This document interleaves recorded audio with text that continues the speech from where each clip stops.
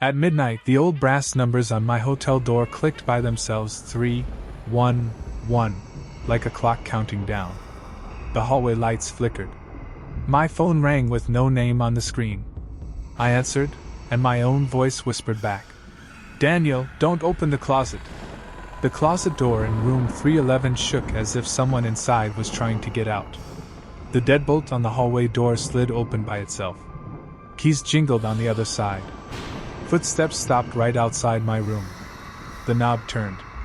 I grabbed a chair to brace the door, but the metal bent like warm candy. The closet knob turned again, one slow twist. I heard a small child breathe. Then a tiny voice said, "You came back."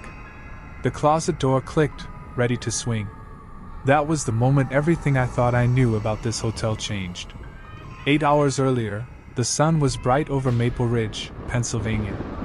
I was driving to my cousin Tyler's baseball tournament. Every hotel was full except the Maple Ridge Inn, a brick place with a green awning and a bell on the counter.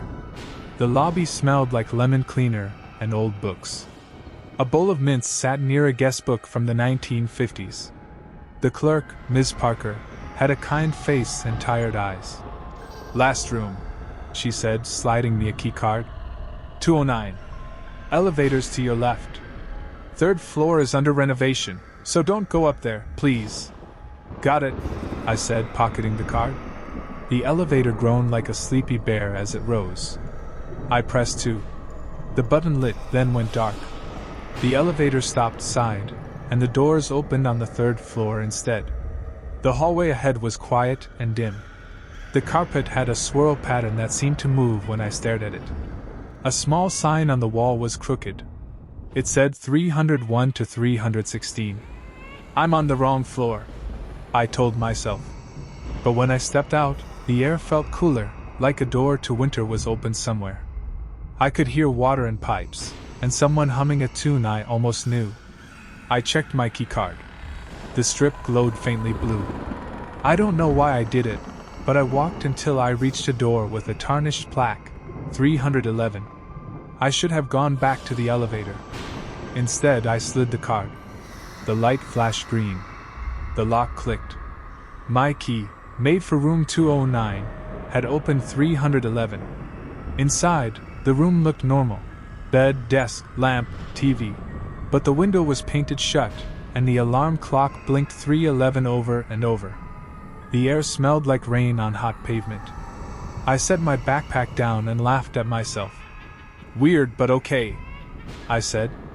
I went back into the hallway to find the elevator. The doors were closed now and wouldn't call. The stair door was stuck like someone was pulling it from the other side. Ms. Parker picked up at the front desk when I called. "You said 209? I told her.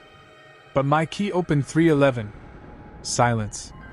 Then, "That room isn't in service," she said softly. "Please come back down." "I would love to," I said, "but the elevator's not working," she whispered, like she didn't want someone else to hear. "Stay out of the closet in 311. I'm sending Mr. Harris up with the master key." The line clicked. The TV turned on by itself. Static washed the room, then switched to a black and white view of the third-floor hallway, like a security camera feed. I saw my own door from above. Behind it, in my room, the closet door shivered. The lamp popped and went dark. I stepped toward the TV to turn it off, and the screen flashed a number across the bottom, October 31st, 1968. Then a picture, a little boy in Sunday clothes, shoelaces untied, standing in the very same hallway, holding a key on a string. My phone buzzed. It was my friend Emily on FaceTime. "You made it?" she asked. "How's the hotel?" I tried to smile. "Old school cute," I said. "Kinda spooky." She frowned. "Dan, is someone behind you?" I turned. For a second, I saw a shape in the reflection of the TV screen. A small person, standing very still, pale hand on the closet knob. When I faced the closet, nothing was there. The knob was still. The hum in the pipe stopped, and the room got so quiet I could hear my heart thump. "Tell me you're not in room 311, Emily said. I'm Googling this place and. Her voice froze. The picture on my phone smeared and broke into blocks, like a puzzle falling apart. Then I heard keys at the hallway door. A slow scrape. A whisper through the gap near the hinge. Don't keep them waiting. I moved the chair in front of the door anyway. The chair slid back by itself, like a magnet was pulling it. The closet knob turned. The door opened an inch. Cold air spilled out, smelling like rain in basement. I could see darkness inside. But not empty darkness, stairs, steep and narrow, going down where a closet never could. Daniel, the small voice at the top of the stairs said, close as my shoulder. We can go now. A hand, tiny, icy, reached from the dark and wrapped around my wrist. The lights in room 311 went out. The last thing I saw was the alarm clock blinking 311. And then the closet yanked me forward. When I woke up, I wasn't in the hotel room anymore.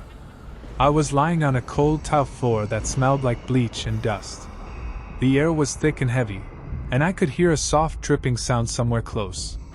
My wrist still tingled where the little hand had grabbed me. I sat up slowly. The dim light above flickered on and off like an old hospital bulb. I was in a hallway, but not like the one upstairs. The walls were brick, and pipes ran along the ceiling. It felt like a basement, but deeper, older. I called out, "Hello? Ms. Parker? Anyone?" My voice echoed far away, as if the hallway stretched for miles. No one answered. I walked toward the sound of dripping water. The floor was wet in patches. My shoes squeaked. As I passed the first corner, I noticed faded writing on the wall. Something scratched into the brick with nails. They never checked the basement. My chest tightened. The air was colder now. I saw doors on both sides of the hallway. Each one looked identical, painted gray with no numbers. I tried the first handle. Locked. The second. Locked. When I reached the third, it creaked open slightly. I pushed it wider and looked inside. It was a small room with an old bed, a desk, and a single light bulb hanging from the ceiling. A suitcase sat on the bed, open, empty. On the wall above it was a newspaper clipping, yellow and torn. I stepped closer and read the headline. Boy missing from Maple Ridge in October 31st, 1968. The photo was the same boy I'd seen on the TV screen upstairs. His name was Ethan Cole, age 8. Below that, someone had written in black marker, never checked out. The light flickered and went out. I froze. The air turned icy. I heard small footsteps behind me. When I spun around, no one was there, but the door was now closed. I tried the handle. It wouldn't budge. My phone flashlight barely worked, but I managed to flick it on. The walls of the room had new writing, carved deep into the paint. 311 opens when he remembers.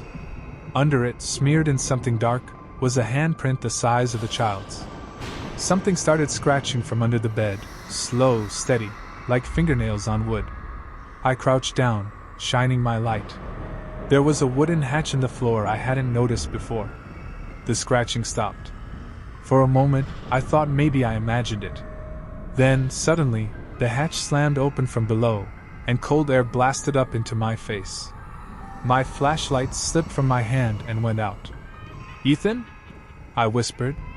A whisper came back, faint but clear. "You shouldn't be here, Daniel." I stumbled back as a small figure crawled out of the hatch. His clothes were damp and old-fashioned, his skin pale as paper. His eyes were hollow, but I could see sadness there.